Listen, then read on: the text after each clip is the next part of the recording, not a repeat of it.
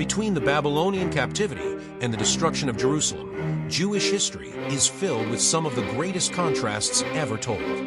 Charlotte Maria Tucker, in Stories of the Wars of the Jews, shows us both sides, heroic courage and faith on one hand, and betrayal and crime on the other.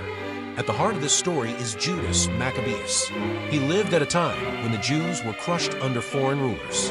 Their temple had been desecrated, their traditions mocked, and many had even abandoned their faith. But Judas refused to bow.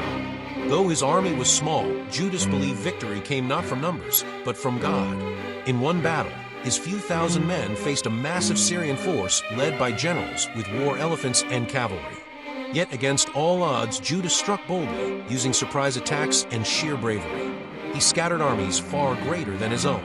Tucker highlights that his courage gave new life to a nation that felt broken. But Judas' victories were not just about swords and shields. They were spiritual. By driving away enemies, he restored the temple in Jerusalem, giving the Jews back their sacred place of worship. This was more than a win.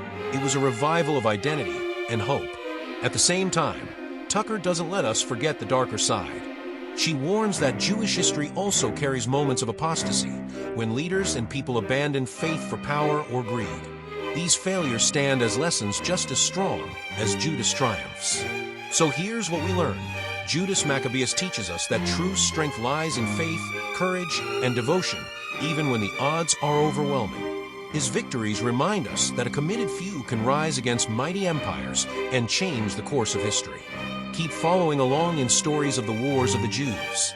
Don't forget to like, share your thoughts in the comments, and subscribe to every audiobooks for more powerful tales from history.